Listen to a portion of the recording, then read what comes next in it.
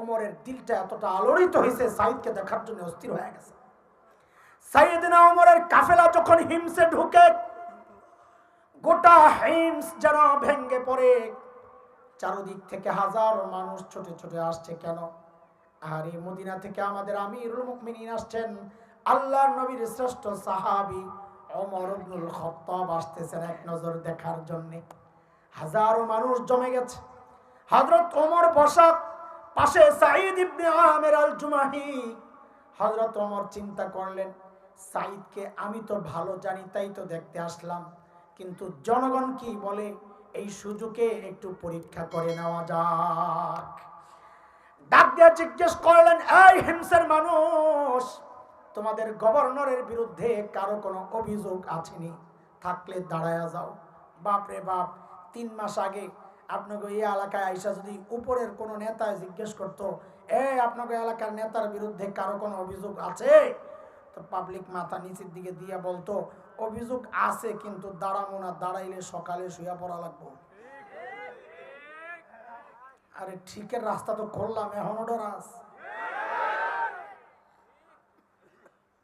ইসলামী শাসন ব্যবস্থার সৌন্দর্য এটা, জনগণের কথা বলার অধিকার ছিল। এখনো যদি কথা বলার অধিকার চাও, ইসলামপন্থীদেরকে ক্ষমতায় আনার চেষ্টা করো। ওই মার্কা বাদ দাও। বহু দেখছো স্বাধীনতার পর থেকে এই জুলাইয়া ওরা তোমাদেরকে শোষণ করে গেছে, শাসন তো করে নাই, শোষণ করে গেছে। এখন দেখো বিকল্প কোনো শক্তিকে দাঁড় করানো যায় কিনা। ইনশাআল্লাহ দেশ থেকে দুর্নীতি দূর হবে ইনশাআল্লাহ। আল্লাহ হযরত ওমর যখন বললেন, কারো অভিযোগ আসেনি, থাকলে দাঁড়াও, ওই কোণা থেকে এক বুড়া দাঁড়ায় গেছে, আছে অভিযোগ আছে। বাপরে বাপ, বুড়া মানুষ। মানুষের অভ্যাস হইল, মানুষ অনুকরণ প্রিয়, দেখা দেখি কাম করে। রাস্তার মাঝখানে গাড্ডা ব্যথা করতেছে, দাঁড়ায় এরকম এরকম থাকেন, গাড্ডা ব্যথা করতেছে, দেখবেন পাশে দিয়া যারা যাবে অধিকাংশ মানুষ দাঁড়ায় দেখবে আপনি কি দেখতেছেন। কথা বুঝেন নাই আপনারা? মানুষ অভ্যাস, এটা অনুকরণ প্রিয়। যেই একজন দাঁড়ায় গেছে, সাথে সাথে আরো 3 জন। কয়জন হইল? ওমর তো অবাক হয়ে গেছে, আরে কারে দেখতে আসলাম, এর বিরুদ্ধে দেখি অভিযোগের শেষ নাই। ও ভাই, কি শিখাইতেছি, কি শোনাইতেছি, মানুষগুলো ছিল কি এটা আগে শোনাইছি, এখন শোনাইতেছি, হইল কি? মনে আছে তো? বলেন আপনার কি সমস্যা? আল্লাহ প্রথম জন দাঁড়ায় কি বলে জানেন? আমিরুল মুমিনিন, আমাদের গভর্নর না, মাসে 1 দিন অফিসে আসে না। মাসে কয় দিন? আমরা সপ্তাহে ছুটি কাটাই কয় দিন? 2.5 দিন নিয়ে। কয় দিন? কি ঠিক আছে না? আরো কত বন্ধ, সুবহানাল্লাহ। দুনিয়ায় আগমন দিবস, দুনিয়া থেকে বিদায় দিবস, পালানো দিবস, আবার ঢোকা দিবস, এই দিবস ওই দিবস। 20-30 বছর পরে না জানি আমার দেহন লাগে কিনা, এত দিবস বের হইতেছে, শেষে তার দিবস খুঁজে পাইবো না, শেষে নতুন বাড়ি করবো, জামাইবো, কাছাকাছি দিবস ক যায় না করতে পারে। কথা কন, এত খামাখা অনর্থক দিবস খালি ঢুকায়। একদল আইসে তুলি ঢুকায়, আরেক দল আইসে বাদ দিয়ে আবার নতুন করে আরেকটু ঢুকায়। এগুলোই তো দেখতেছেন। হযরত ওমর তো রাগ হয়ে গেছে, সাইদ কেন তুমি মাসে 1 দিন অফিসে আসো না? আল্লাহর নবীর সাহাবী আসামির কাঠগড়ায় কি জানি হওয়ার কথা ছিল, সময়ের সেরা ধনী, সময়ের সেই মানুষটা দাঁড়ায়া বলছে, কেন 1 দিন অফিসে আসে না? বলে কি জানেন আমিরুল মুমিনিন, আপনি তো জানেন আমি গরিব মানুষ, এই যে আমার গায়ে 2 টুকরা কাপড় দেখছেন, একটা লুঙ্গির মতো করে পরা, আরেকটা চাদরের মতো করে জড়ানো। আমিরুল মুমিনিন, আমার না এই 2 টুকরা কাপড় ছাড়া আর কোনো কাপড় নাই। আরে 1 মাস অফিসে কেন শোনা? বলে 1 মাস পড়তে পড়তে দুর্গন্ধ হয়ে যায়, নিজেরও কষ্ট হয়, যারা আসে আমার কাছে ওদেরও কষ্ট হয়, তাই মাসে 1 বার উপরেরটা ধুইয়া দেই, শুকায় গেলে নিচে পড়ি, নিচেরটা ধুইয়া দেই, শুকায় গেলে উপরে জড়াই। এমন করতে করতে বেলা অনেক দূর যায়। আমি আসি নাই কথা ঠিক না, আসি একটু দেরি হয়। উনি হয়তো সকালে আইসা না পাইয়া ভেবেছেন আমি আসি না। হযরত ওমর তো বুঝছেন যে অভিযোগ কোন ধরনের, তারপরও দাঁড়াইছে যেহেতু শোনা তো লাগে। বলেন 2 নাম্বার আপনার কি সমস্যা? আয় খোদা, 2 নাম্বার জনের অভিযোগ তো আরো মারাত্মক। কি বলে জানেন? আমিরুল মুমিনিন, আমাদের গভর্নর রে দিনে তো পাই, রাতে আর পাই না। কি ডিউটি লইছে হেরে রাতেও সময় দেওয়া লাগবে। হযরত ওমর তাও রাগ হয়ে গেছে, সাইদ জবাব দাও, কেন তোমাকে রাতে পাওয়া যায় না, জবাব দাও। আরে কাদের কথা শোনাচ্ছি? যারা সফরে গেলে বগলের নিচে মূর্তি লইয়া যাইতো, মনে আছে তো? এটা ছিল। হইল কি দেখেন, কেন তোমাকে রাতে পাওয়া যায় না? আল্লাহ নবীর সাহাবী জবাব দিচ্ছেন, আমিরুল মুমিনিন কাসসামতু হায়াতি বাইনা রাব্বি ওয়া বাইনা ইবাদি। আমিরুল মুমিনিন, জীবনটারে দুইটা ভাগ করছি। এক ভাগ রাতটা আমি আমার মালিককে সময় দেই, দিনটা মালিকের বান্দাদেরকে সময় দেই। মালিকের জন্য আলাদা টাইম ভাগ করা। আমরা তো ব্যস্ত মানুষ, কত কাজ আমাদের, অফিস, আদালত, সংসার, পরিবার, রাজনীতি, কত কাজ। মালিককে টাইম দেওয়ার সময় নাই। সব জায়গায় আমার সময় আছে। ফেসবুকের জন্য আমার হায়াতের একটা টাইম আছে, ইউটিউবের জন্য টাইম আছে, খেলোয়াড়, গায়ক, গায়িকা, নায়ক, নায়িকার জন্য হায়াতের টাইম বরাদ্দ আছে। শুধু পারি না মালিককে সময় দিতে, আমার হাতে সময় নাই। এরে জালিম, আমি আর তুমি ছাড়া দুনিয়ার সব মালিককে টাইম দেয়। ওই একটা গাছের দিকে তাকায়া দেখো না, কি মনে হয় গাছটা বুঝি এমনি দাঁড়ায় আছে? না না, ওই গাছটাও দাঁড়ায়া দাঁড়ায়া মালিকের তাসবিহ পড়ে। যে কুকুরটাকে নিকৃষ্ট প্রাণী মনে করে তাড়ায়া দেয়, ওই কুকুরটাও তোর রুকুর হালতে মালিকের তাসবিহ পড়ে। যে পোকামাকড় গুলোরে পায়ে দলে মেরে ফেলি, ওই পোকামাকড় গুলো সেজদার হালতে মালিকের তাসবিহ পড়ে। পড়ি না কেবল আমি আর আপনি, আমাদের হাতে সময় নাই। সময় বন্ধ আসবে একদিন, কসম আল্লাহর। সেদিন শুধু আফসোস করে করে, চিৎকার করে করে কাঁদতে হবে আর বলতে হবে, ইয়া লাইতানি কদ্দামতু লিহায়াতি। আরে সময় মতো যদি একটু পুঁজি বানায় আসতাম, তো আজকে আর এই বিপদে পড়া লাগে না। আচ্ছা দেখি তো কে কে ঘুমাইছেন, ওটা হাত উঠে দেখান তো। আল্লাহু আকবার। বলছি না ফেল করার সম্ভাবনা আছে, ইনশাল্লাহ বলে নাই যে। আরে বাবা, কোরআন শরীফটা আমি এখান থেকে সরাইলাম, হাঁটুর নিচে জায়গা, তুমি নিয়ে বসলো তো আরো নিচে যাবে না। ওই যে বক্সের উপর রেখে দেন, মানে ওই যে বক্সটার উপর রেখে দেন, ওই বক্সটার উপর রেখে দেন, দাও। বক্সটার উপর রাখো, পরে মনে করে মাদ্রাসায় নিয়ে যাই, দরকার নেই। কুরআন আল কারীমের সূরাত আলে ইমরানের একটা আয়াত আমি পড়েছি, 164 নম্বর আয়াত। এই আয়াতকে সামনে রেখে আমরা আজকে একটা পড়া মুখস্থ করবো ইনশাআল্লাহ। ঠিক আছে ইনশাআল্লাহ। দোস্ত, আল্লাহ সুবহানাহু ওয়া তাআলা জমিনে যত নবী পাঠিয়েছেন আলাইহিমুস সালাতু ওয়াস সালাম, এই সমস্ত নবীকে আল্লাহ কেন পাঠাইছেন, কখন পাঠাইছেন? আল্লাহ তাআলা যখন দেখেছেন তার বান্দা ধ্বংসের খাদে চলে গেছে, জাহান্নামের রাস্তায় ছুটে চলেছে, ওই বিপন্ন বিপর্যস্ত মানবতাকে রক্ষার জন্য, টেনে জান্নাতের রাস্তায় উঠায়া দেওয়ার জন্য আল্লাহ সুবহানাহু ওয়া তাআলা যুগে যুগে হযরতে আম্বিয়া আলাইহিমুস সালামকে দুনিয়ায় পাঠিয়েছেন। যেমন হযরতে মূসা আলাইহিস সালামকে আল্লাহ দুনিয়ায় কখন পাঠাইছেন, কেন পাঠাইছেন? আল্লাহ তাআলা যখন দেখেছেন তার বান্দা বনি ইসরাইলের উপর ফেরাউন এবং তার বংশের লোকদের এমন নির্যাতন চলছিল যে বনি ইসরাইল নিঃশেষ হয় প্রায়। নির্যাতনের কিছু ধরন কুরআন আল কারীমের মধ্যে আসছে। যেমন সূরা ইব্রাহিমের 6 নম্বর আয়াতে নির্যাতনের একটা ধরন আসছে। ফেরাউন কি করত? তো আল্লাহ বলেন, وَإِذْ قَالَ مُوسَى لِقَوْمِهِ اذْكُرُوا نِعْمَةَ اللَّهِ عَلَيْكُمْ إِذْ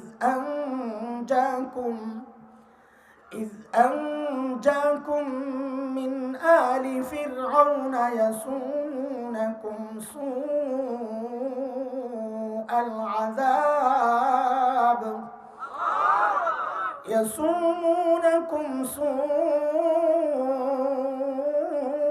العذاب ويذبحون أبناءكم ويستحيون نساءكم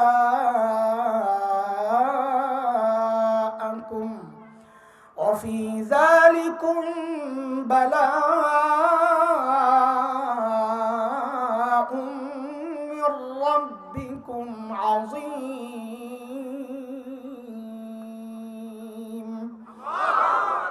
এই আয়াতে আল্লাহ নির্যাতনের ধরন দেখাইছেন ফেরাউন কি করত। তো আল্লাহ বলেন মেয়েদেরকে বাঁচায় রাখতো ফেরাউন।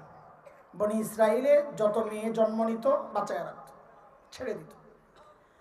কিন্তু যখনই কোনো ছেলে জন্ম নিত, গণকরা স্বপ্নের ব্যাখ্যা দিয়েছে বনি ইসরাইলে এমন এক ছেলে হবে যে ফেরাউন আপনাকে ক্ষমতা থেকে নামাবে। ফেরাউন নিজের ক্ষমতা হারানোর ভয়ে ওই ছোট্ট ছোট্ট শিশু যারা মাত্র জন্ম নিয়েছে বনি ইসরাইলের ছেলে, ওদেরকে ধরে ধরে জবেহ করে হত্যা করে।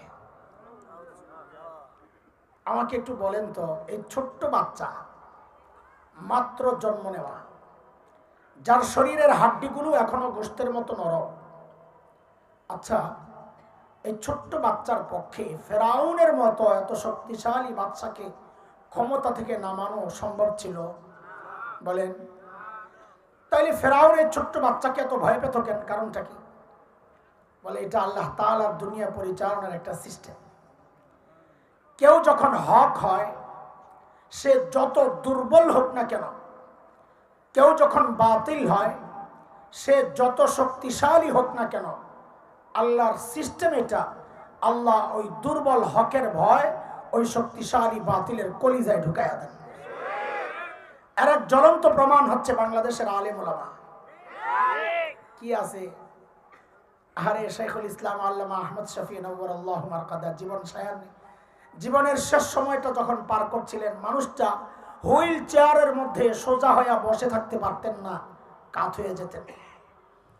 মুজাহিদ মিল্লাত আল্লামা হাফেজ জুনায়েদ বাবনগরী নওয়ারাল্লাহু মারকাদা, মানুষটা সোজা হয়ে দাঁড়ায়া থাকতে পারতেন না, পা কাজ করতো না। অথচ আমরা কি দেখেছি?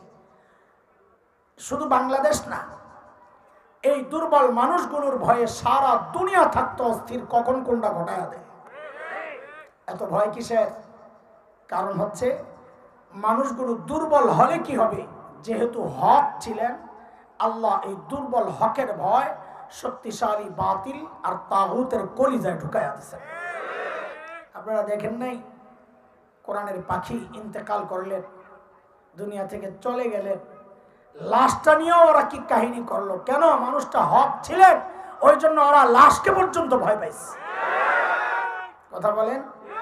স্বাভাবিকভাবে নিতে দেন নাই, জানাজা শহরে পড়ার ব্যবস্থা করতে দেন নাই, লাশকে কেন্দ্র করে কোন কিয়ামত ঘটা যায়।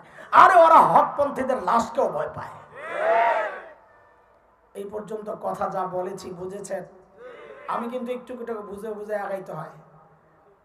মাদ্রাসায় পড়াই ভাই, মোল্লা মানুষ, এই বয়ান করা আমাদের মূল কাজ না, পড়ানোই মূল কাজ।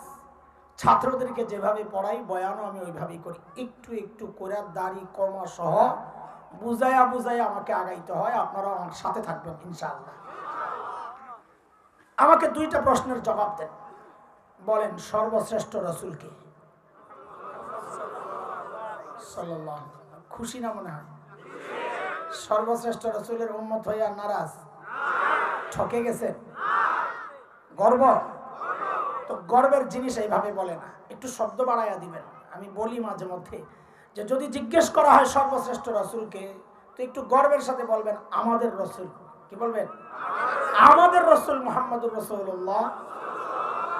আপনি খেয়াল করে দেখেন, ওই আমাদের বাড়ানোর কারণেই দেখেন কথার মধ্যে অনেক বেশি তারতম্য হয়ে গেছে। আপনি চিন্তা করে দেখেন তো। এবার ঠিক করে বলেন সর্বশ্রেষ্ঠ রাসূলকে?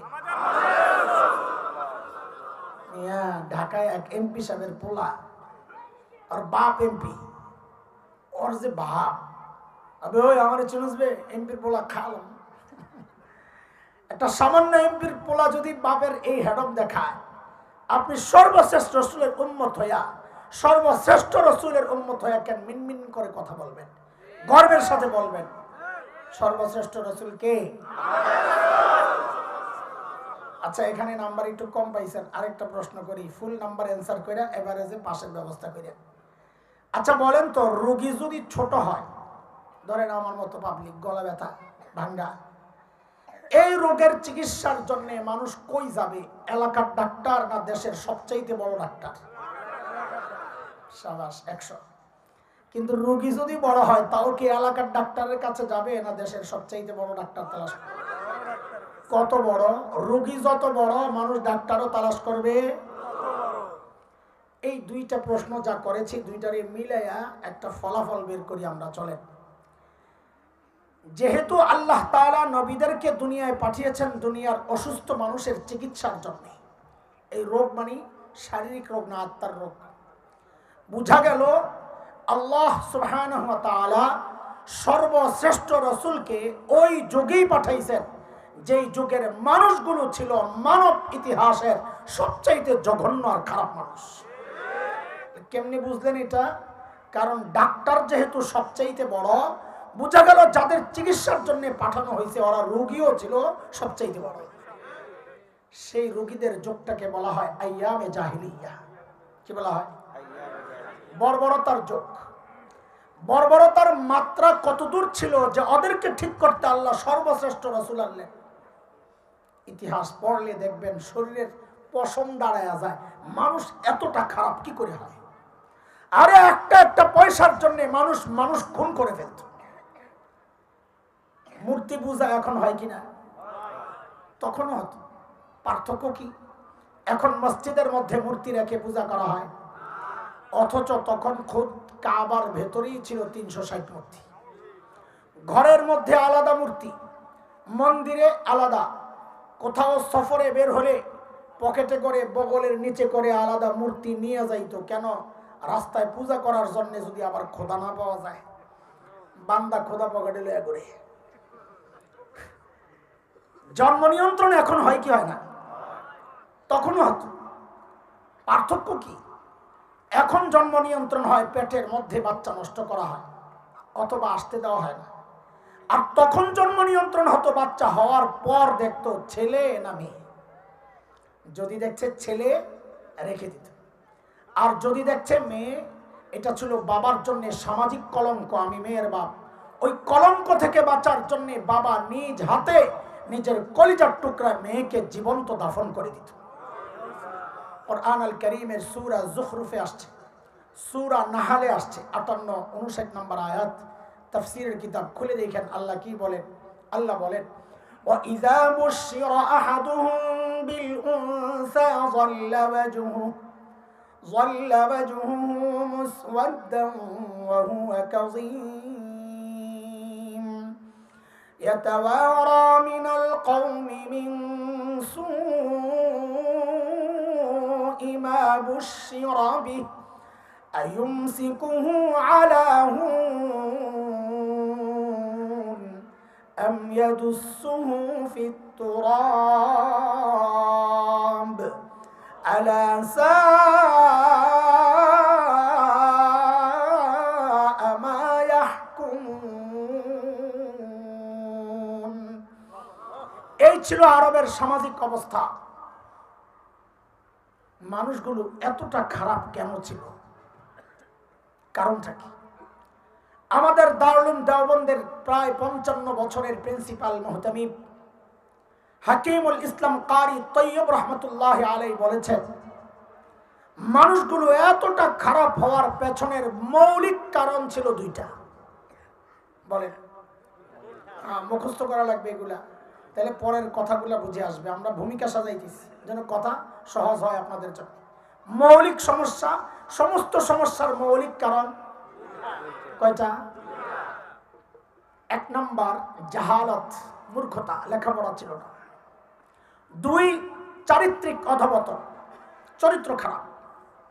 দেখেন এই দুইটা সমস্যা এতটা মারাত্মক সমস্যা, এর একটাও যদি কারোর মধ্যে থাকে সেও অপরাধ করে।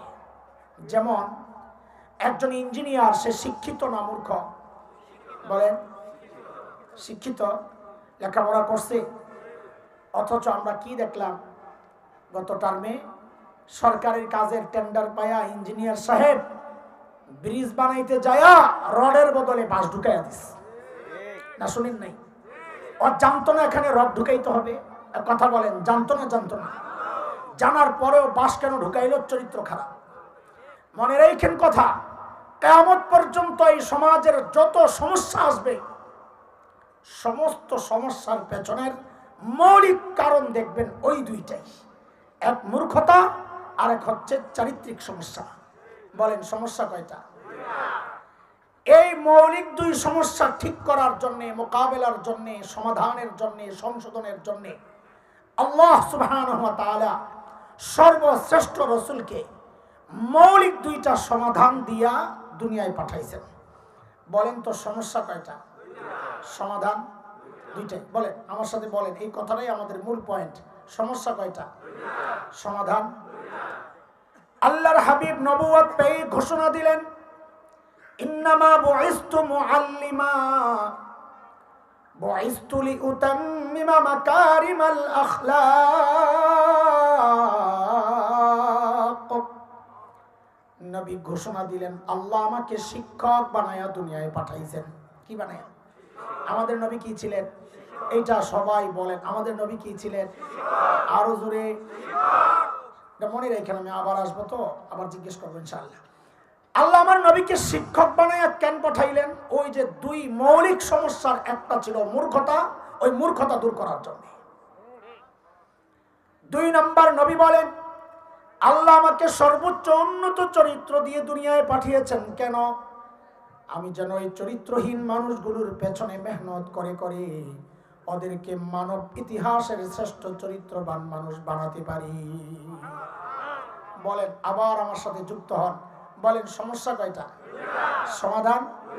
সমস্যাও দুইটা, যেমন কিয়ামত পর্যন্ত মৌলিক পয়েন্ট, কিয়ামত পর্যন্ত যত সমাধান দরকার দুনিয়ার কোন সমস্যার সমাধান এই দুইটা ছাড়া বিকল্প কোন রাস্তা নাই। যে দুই সমাধান নিয়ে আমার নবী দুনিয়ায় আসছেন। এবার আবার পেছনে যাই, আমাদের নবী কি ছিলেন? সবাই বলেন তো। কিছু কথা বলবো যে আগের থেকে একটু ভেঙে নেই, অনেকের কষ্ট লাগতে পারে, আর নাই মানে কি লাগবে। তবে এই আপনাদেরকে কষ্ট দেওয়ার জন্য কথাগুলো বলবো না, এটা বিশ্বাস রাখেন। আল্লাহকে হাজির নাজির রেখে বলছি, আপনাদের হৃদয়ে আফসোসের আগুন জ্বালাইতে কথাগুলো বলবো, কষ্ট দেওয়ার জন্য না। আহারে কি করলাম! ছোটবেলায় শীতের মধ্যে মা যখন গোসল করাইতেন ডলাডলি দিয়া, কষ্ট তো হইতো, তাই না? হইতো না? হইতো বলেই তো আমরা জ্বালাইতাম, কামতাম, কামড়াইতাম, খামচাইতাম। কিন্তু কষ্ট দেওয়ার জন্যই কি মা এই ডলাডলি দিতেন না আমার ভালোর জন্য? কিন্তু আপনাদের অবস্থা কি জানেন? যখন জমিনের নিচের ওয়াজ চলে, আসমানের উপরের কথা বলে, এটা হইল ওয়াজ। এটা হইল যেই মাঝখানে আমরা আসি তখন আর ওয়াজ থাকে না, এটা বলে রাজনীতির আলাপ। আসলে ওটা রাজনীতির আলাপ না, আমি ওটার নাম দিছি ওয়াজ। কি জমিনের নিচে আর আসমানের উপরে হইলো ওয়াজ, মাঝখানেরটা হইলো ওয়াজ। ওয়াজ দোলাই দোলাই, বুঝুন তো, দোলাই। আপনারা ওয়াজ তো শুনতে বড় পছন্দ লাগে, ভাল লাগে, কিন্তু যেই ওয়াজ শুরু হয় তখন আর এই হুজুর ভাল লাগে না, এই হুজুর তো উগ্রবাদী। এই 16 বছর খালি এই দৃশ্যই আমাদেরকে দেখতে হয়েছে। স্লিপ দেয়, স্লিপ। হুজুর রাজনীতির আলাপ করা নিষেধ। একদিন এক চেয়ারম্যান সাহেব দিস, পাশে বসা, হ্যাঁ দেয় না, হ্যাঁ ডাক দিয়ে একজনকে কয়ে দিস। তো চেয়ারম্যান সাহেবের পক্ষ থেকে একজন একটা স্লিপ দিস। আমি তো বুঝছি এটা এই শতানের কাম, তা আমি তো হেরছে বড় গৌরা, আমি আর সামনে এটা চিসছি। সিরা বলি কি, মিয়া আপনাকে স্লিপ দিয়ে কথা বলার জন্য আলেম হই নাই, আল্লাহর স্লিপে কথা বলার জন্যই আলেম হয়েছে। স্লিপ একটা দেওয়া আছে আমারে, নতুন করে স্লিপ নেওয়ার সময় আছে নাকি আমাদের? কথা বলেন। তোমার এই সমস্ত স্লিপ দিয়ে কথা কইলে মৌলবি হওয়া যাইব আর কথা বলা যাইব? হ্যাঁ হওয়া যাবে, ওই তেল তেল তেলওয়ালা। আমার কাছে ডিব্বা ডুব্বা নাই, আসবে সময় মতো বলবো না ইনশাল্লাহ। রাখ।